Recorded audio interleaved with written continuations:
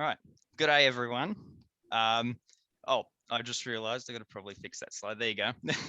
So as you can probably guess right now, I'm in Australia and I'm here to bring you all the information about a whole bunch of BOINC projects. And I'm also here to pitch why the BOINC workshop should be hosted in Australia.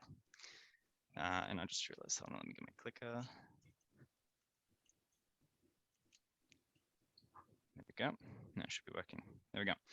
So who am I? You probably know me from the BOINC radio. I'm Delta on the BOINC radio, and you can check it out at boinc.network. And I do all sorts of stuff on the BOINC radio with Jay Ringo. I co-host it with him. And I usually do my episodes on project briefs where I talk about individual projects. I talk about what science they do and what technology they do. I'm also studying advanced computer science at Western Sydney University in Australia.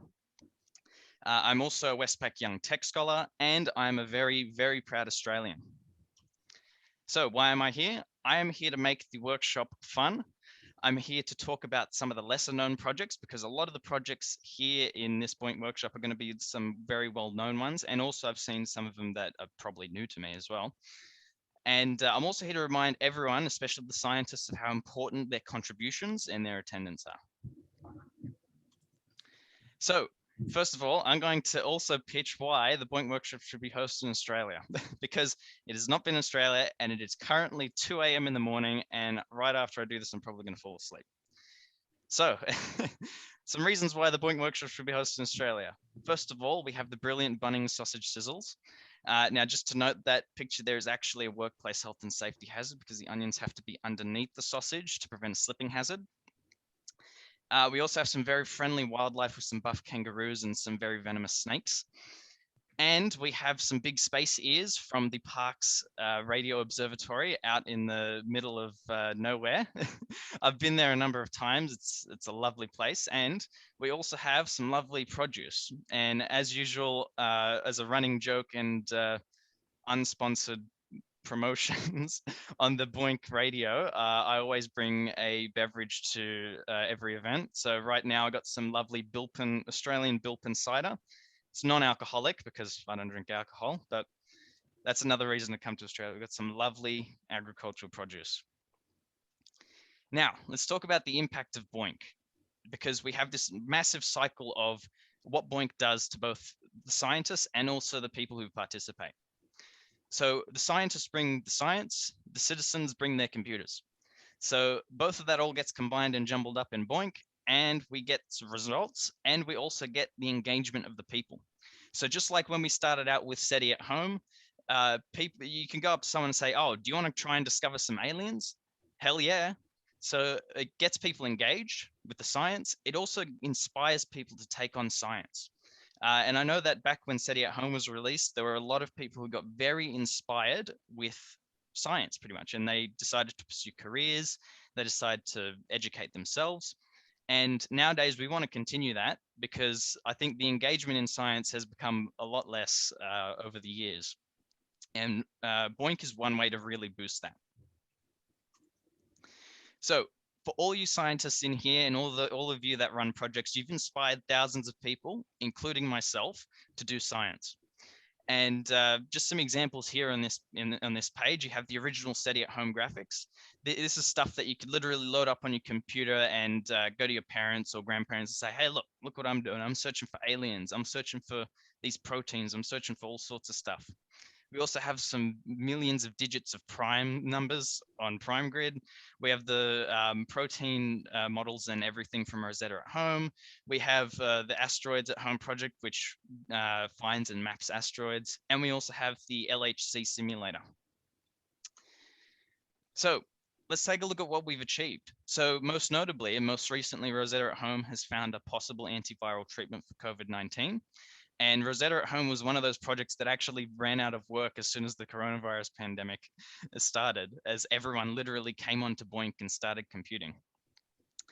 We got some materials that can become organic solar cells from World Community Grid, reducing a total search space of probably about 2 million or millions or even billions of molecules down to about a couple thousand that could be used in solar panels and organic solar cells. We also have a possible treatment for the Zika virus that was also found by IBM's World Community Grid. And a lot of these achievements are actually from some well-known projects, and we're about to get some stuff from some lesser well-known projects. But yeah, we've also had, we have LHC at home, which are actually protecting the proton rings at the Large Hadron Collider and making sure that the protons don't hit the bars of the colliders.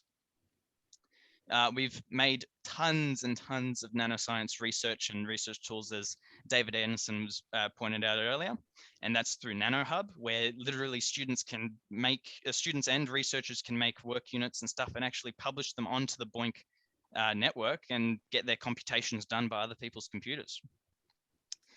We've also found a 9 million digit prime, and we're probably going to find bigger as well, thanks to PrimeGrid and all the other science and all the other math projects that also crunch primes. There's so many of them.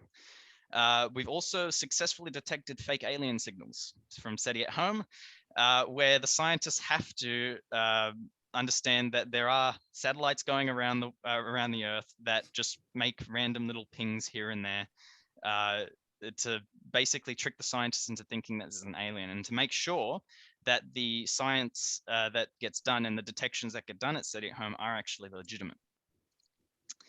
So what are we going to achieve? So let's talk about some of the new projects that are coming about and some that are probably lesser known and probably not here in the BOINC workshop.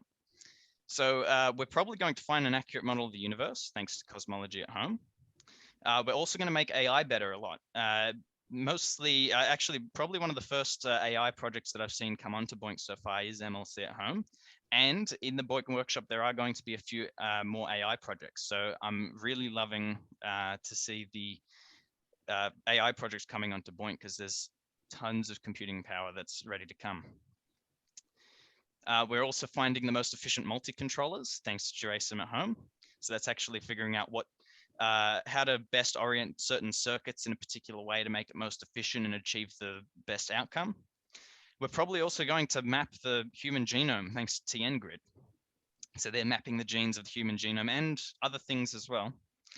We're also probably going to find a taller cactus in Minecraft. For those of you that are interested in Minecraft, yes, you can find a naturally generated cactus in Minecraft that's bigger than 22 blocks high. So we're probably going to find a bigger one, although the chances are very slim as the height goes on. We're probably also going to provide some pretty good rainfall forecasts to Africa with the World Community Grid project, and because World Community Grid is an umbrella project, so they have a whole lot of other projects underneath them, and providing rainfall and climate forecasts to African farmers is quite an important one. And are we going to find aliens? I don't know. SETI at home has not sent any work units for a little while now, but that's because they are reviewing their results. So hopefully they'll come back with a bigger and better project so we can find some aliens. Now, what are we never going to achieve? So I'm a computer scientist, and I know that there are quite a few things that we're never going to achieve. So first of all, we're probably not going to see how many monkeys it actually takes to write Shakespeare's work. For those of you that know the project, it's called Goofy XGrid, and I believe it's now defunct, simply because I think they had a whole bunch of server wipes and crashes and stuff like that, and they just said, yeah, it's a pointless fun project that was run on BOINC, and we're just here to see if some monkeys can write Shakespeare's work, and the results are no. So we might also find, we're probably never going to find a solution to P equals NP until we maybe get a BOINC project for it, maybe, wink, wink. We're also probably never going to find the largest prime, because primes are going for infinity.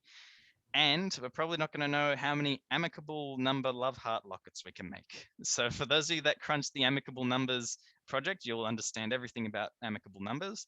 But there's an example for those that don't know, an example of some amicable numbers there. And they make a great Valentine's present, I tell you. And we're probably not going to find the meaning of the universe. Who knows? All right, so here's some technologies that we've made. So first of all, we have some circuits that attack each other on different islands, thanks to DHEP. Yes, I know it sounds funny. But yeah, so with DHEP, your computer will design a circuit and make it more efficient using a genetic algorithm, and then it competes with other circuits on different islands. And best one wins. And that project is actually defunct now, but it was fun when it was there, and I really enjoyed crunching it. So we also have a radiation map thanks to Radioactive at Home. And that project actually developed some Geiger counters and stuff for people to take into their homes and make a map of radiation around the world. We have a running joke on the BOINC radio that I'm going to make a BOINC project that computes the most optimal guttering to go around the house. And that's yet to be finalized. We also have made an earthquake detection system from QuakeCatcher Network, which is also a defunct project now. And they were able to use the accelerometers in your phone and also other devices in order to try and detect earthquakes. We also have a project that's now mapping the internet. So Athena is a new project that's come out that are using internet connected computers to basically see what's on the internet. And we're getting some really nice graphs from that project. So one message I have to all of you is to stay engaged. So make sure you check out all the Discord servers. We have one for the BOINC network where Jay Ringo and I do our podcasts. There's also BOINC Discord servers for a bunch of BOINC projects. I know MLC at Home has one, Minecraft at Home, and I think Prime Grid also have a Discord server. So go find them and go chat with everyone in there. Make sure you check out our podcast because I do a whole bunch of news with Jay Ringo. We talk about BOINC projects. And if you here are a BOINC project and you want to actually get onto the BOINC radio and get your science publicized, then come talk to us, come chat with us. Also, a good thing to do as a participant in BOINC is to donate. So you don't necessarily need to donate cash, but a lot of projects actually need hardware because they do need servers and computers to actually remain active. And they also need skills from programmers and data scientists too. So go and chat on the BOINC forums, on the project forums, to see if any of the project admins actually need any help. And make sure you keep those forums active because and also post any informational questions on it because it does help me when I research and try and publicize some of the projects on BOINC.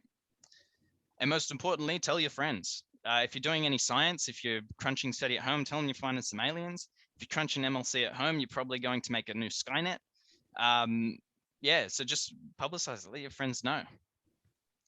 And now my final pitch to you is to bring the BOINC workshop to Australia. Here are some beautiful pictures of Dubbo out in the outback of Australia.